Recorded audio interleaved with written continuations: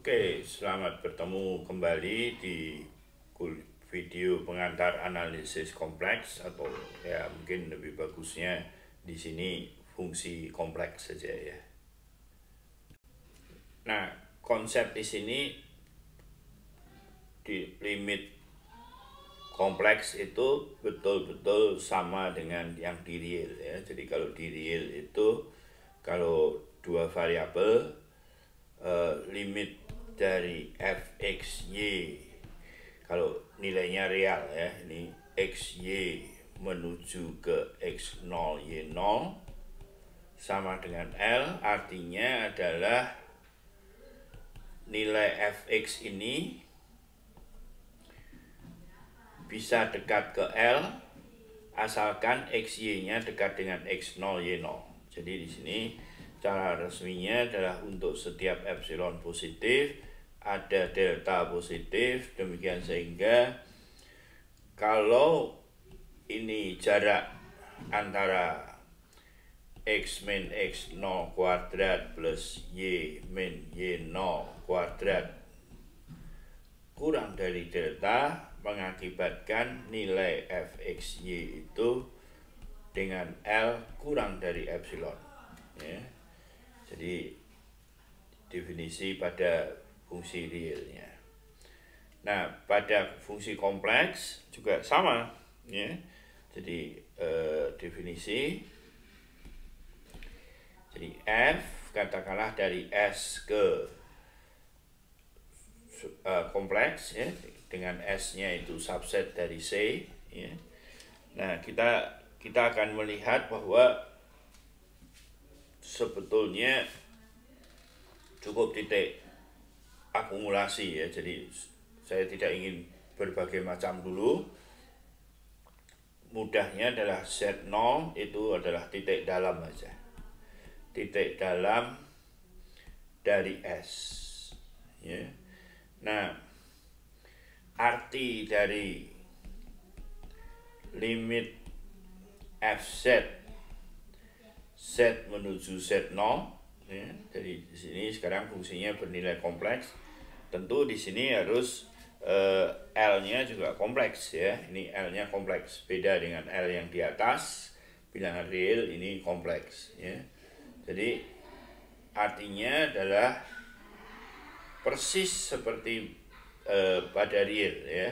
Yaitu apa? Untuk setiap epsilon positif ini ada delta positif sama persis, demikian sehingga hati-hati pada limit Z-nya tidak boleh Z0 ya. Jadi ada tanda dia lebih besar, itu kurang dari delta, mengakibatkan fz itu dikurangi fz0 lebih kecil dari epsilon ya. Jadi persis sama dengan ini, tidak ada sesuatu yang baru. Nah, saya mungkin ambil jalan pintas saja ya, agar tujuan kita yang kita inginkan dapat diperoleh, yaitu bagian belakang dari fungsi kompleks ini. Nah, di sini sebetulnya satu teorema gitu, satu sifat.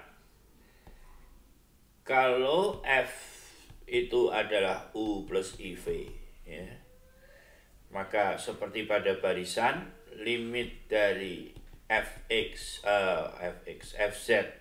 z menuju z0 kompleks ya, sama dengan L itu jika limit dari real fz sama dengan z menuju z0 real dari L, dan limit z min z0 imajiner dari fz itu sama dengan imajiner dari L ya. Jadi kita bisa memperlakukan fungsi kompleks ini seperti halnya pada fungsi real biasa, dengan anggapan bahwa fungsi ada bagian real, ada bagian imajiner ya. Tentang sifat-sifat jumlah dan lain sebagainya, saya pikir saya tidak perlu menuliskan di video ini. itu satu hal yang sudah biasa, ya. Nah, mungkin perlu diingat kembali bagaimana mau mengatakan bahwa di real limit fx xy menuju ke x0 y0 tidak ada. Biasanya di soal kalkulus seperti itu, ya. Nah, ini persis sama, ya. Jadi artinya saya harus mencari, kalau ini titik x0, y0, limitnya tidak ada, itu kita lihat dari arah, misalkan paling sederhana tegak lurus, sejajar sumbu, atau mungkin garis seperti ini, limitnya tidak ada, ya artinya dia limitnya berbeda, maka limit secara keseluruhan tidak ada, ya. Jadi kalau limit pendekatannya dari arah berbeda tidak sama, maka limit itu secara keseluruhan tidak ada. Jadi nanti tidak seperti di soal kalkulus, pendekatannya kan tidak hanya garis, bisa kuadrat dan lain sebagainya. Nah, ya saat ini kita tidak akan lebih rumit lagi untuk membuktikan bahwa limit itu ada. Kita akan melihatnya di tempat yang lebih lanjut nanti. Jadi seperti betul-betul seperti di bilangan real. Nah, yang perlu di fungsi kompleks adalah limit menuju tak hingga, ya. Jadi definisi kalau f-nya s ke c, ya. Jadi kita lihat nanti apa arti limit dari fx fz z menuju z0 sama dengan infinity, ya. Yaitu apa? Seperti pada real, untuk setiap bilangan begitu selalu akan ada delta positif, demikian sehingga kalau z-nya cukup dekat dengan z0 tetapi dia tidak boleh sama, maka harga mutlak fz itu lebih besar dari m, ya. Jadi perhatikan bahwa di bilangan kompleks kan tidak ada urutan, yang ada hanya modulusnya, harga di bilangan real, ya. Nah, mungkin satu lagi, B, arti dari limit fz z menuju tak hingga sama dengan L. Nah, kalau ini apa? Untuk setiap epsilon positif ada M positif, demikian sehingga kalau harga mutlak Z itu lebih besar dari M, maka nilai fz-nya itu min L lebih kecil dari epsilon. Jadi saya kira persis dengan di fungsi real, ya. Nah, kita bisa mengambil kesimpulan dengan cepat bahwa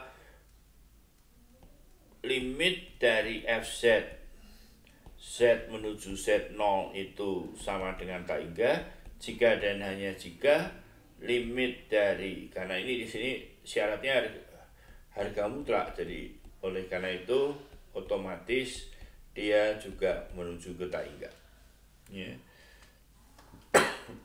Nah, satu lagi mungkin ini limit dari fz z menuju ke tak hingga sama dengan L itu juga bisa diperoleh dengan cara begini, limit dari, nah ini bedanya dengan real, ya. Bedanya dengan real, kalau real satu variabel ada sebelah kanan, ada sebelah kiri. Di sini tidak ada. Jadi f1 per z, z-nya menuju 0. Ini sama dengan L, ya. Jadi kalau z-nya menuju 0, maka ini akan sangat besar. Artinya setnya menuju ke tangga. Jadi perhatikan ya, set di sini dengan set sini berbeda ini. Di sini ini kan sudah satu kalimat yang masing-masing ya. Nah, contoh perhitungannya saya kira ada di buku. Nah, berikutnya fungsi kontinu. Ya, ini persis seperti yang lalu pada real ya. Jadi F dari S ke C, dan kita tahu tadi adalah saya hanya berbicara mengenai titik interior ya. Jadi set 0 anggota S. Sebetulnya kalau kontinuitas tidak perlu, tapi daripada kita berpusing-pusing dengan berbagai bentuk, untuk permulaan saya ambil titik interior saja ya. Jadi F disebut kontinu di set 0 jika seperti pada real, yaitu limit Fz Z menuju Z0 itu harus sama dengan Fz0 ya. Dan kita tahu tadi perhitungan limit itu bisa menggunakan real ya. Nah, jadi di sini tentang jumlah dan hasil kali saya tidak akan membahas kembali, tapi mungkin contoh yang klasik dari fungsi kontinu itu adalah tentu saja fungsi polinom itu kontinu ya. Saya kira saya tidak akan membuktikan di sini. Saya akan menjelaskan lebih detail kalau ada hal-hal baru yang berbeda dengan fungsi di real. Nah, kita ingin membahas kekontinuan fungsi logaritma dengan L-nya besar ya. Jadi logaritma dengan prinsipal utama, nilai prinsipalnya. Nah, perhatikan saya ingin memberi ilustrasi terdahulu. Jadi dahulu kalau fungsi logaritma kan akhirnya nilainya itu, kalau ini ada Z bergerak begitu, nilainya itu kan bergantung pada argumennya ya. Jadi kalau kita lihat terus begini, kalau saya menggunakan argumen ini kan di sini 0 berapa, naik ke sini dia bisa berbeda 2pi ya, berbeda 2pi. Nah, caranya gimana agar dia tetap kontinu? Jadi paling bagus dalam pembicaraan di sini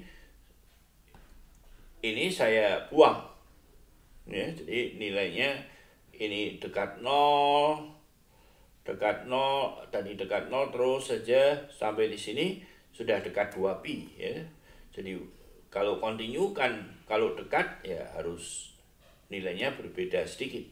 Tapi kalau logaritma kan ini di sini dekat 0, di sini dekat 2pi ya. Nah, itu bisa artinya ada loncatan ya. Nah, untuk tidak ada loncatan ini dipotong ya. Jadi dia tidak langsung tidak berbeda jauh.